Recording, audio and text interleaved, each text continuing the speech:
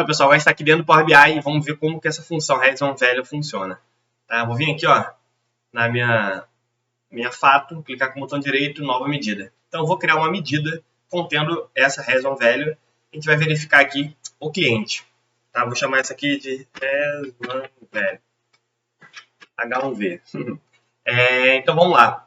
Né? Vou chamar aqui a função, ó, RaisonValue. Sumiu aqui, RaisonValue. Então, essa função, basicamente, ela vai verificar se dentro da coluna que a gente está especificando ali, se tem somente um valor distinto. Tá? Se tiver um valor distinto, ela vai retornar verdadeiro para a gente. E se tiver mais de um valor, ela vai retornar falso. Tá? Então, eu vou verificar a coluna cliente. Vou escrever ali cliente. Ó, já veio o fato cliente. Fecha parênteses. Dou Enter. Beleza. Vou até trocar de nome aqui, né? Vou botar RaisonValue. Então, mais fácil, né? RaisonValue. Então, beleza. Aqui, ó, RaisonValue. E eu dou uma coluna para ela. Simples assim. Quando eu jogo essa medida aqui dentro do cartãozinho, eu estava preparado aqui. Ele trouxe para a gente o valor falso. Tá? E isso faz todo sentido. Por quê? Como não tem nenhum filtro aplicado aqui, né, eu tenho uma tabelinha de cliente, produto, loja e valor. Como está nesse contexto geral aqui, ele está analisando o Pedro e o João. Então, o valor foi falso. Tá? Se eu clico no João, então eu estou fazendo um filtro aqui para o João. Quando eu filtro o João, só tem o cliente João. Então, a RaisonValue volta verdadeiro para a gente. Quer dizer, só tem um valor distinto na coluna de cliente. Se eu clicar na Maria, a mesma coisa, por mais que não tenha, né, tem um valor vazio, só tem vazio. E o Pedro, a mesma coisa. Tudo bem? Então, ela funciona retornando verdadeiro quando nosso cliente é distinto. Diferente de se por acaso eu aplicar um filtro aqui na outra coluna. Então, eu vou fazer tem um filtro aqui do produto. Então, se eu clico em acessório, ele volta true. Mas por quê? Porque somente o Pedro comprou o acessório. Se o Pedro e o outro cara, que eu esqueci o nome, tivessem comprado o acessório, aqui voltaria falso. Tá? E se eu venho em roupa, ó, o Pedro e o João compraram roupa, os dois. Então, ela retornou para a gente aqui o falso.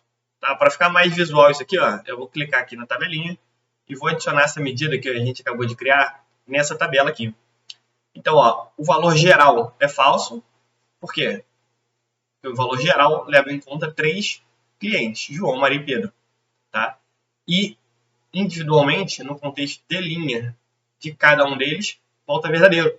Porque nessa linha aqui só tem o João, nessa linha aqui só tem a Maria, nessa linha só o Pedro. Então, para cada linha só tem um cliente. Tá? Então, a RaisonValue vai ser importante quando a gente quer segmentar, quando a gente quer verificar se tem mais de um valor distinto naquela coluna. Agora, você pode estar perguntando, pô, mas quando que eu vou usar isso, né? Por que eu usaria isso? Você poderia criar uma função, vou chamar aqui verificador. Poderia usar um if. Tá? Então, o if, a gente já mostrou aqui em outras aulas como ele funciona. Se você não conhece o if, switch, recomendo que vocês deem uma olhadinha aí nessa playlist Segundax. Mas a if vai verificar uma condição. Eu poderia passar aqui, quero ver se tal coisa é maior do que tal coisa. Ou eu posso usar aqui um valor lógico. E a função RaisonValue já funciona como um valor lógico. Ela, na verdade, ela está classificada como uma função informativa lá dentro do Power BI. A gente pode usar ela aqui, ó, RaisonValue do cliente. Eu poderia usar a medida também, mas eu estou fazendo assim para vocês verem que vai aceitar aqui. Então, RaisonValue do cliente. Então, essa função if vai verificar se o cliente é único. Se ele for único, eu vou retornar 1000. Sei lá, vários zeros aqui. E se ele não for único, eu vou retornar 0. Tá? E eu posso botar esse verificador aqui também. E, por exemplo, ó, quando foi verdadeiro, ele voltou 10.000, 100.000, sei lá.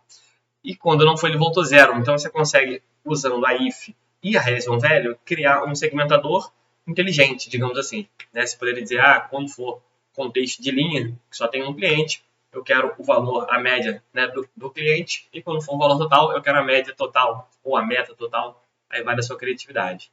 Beleza?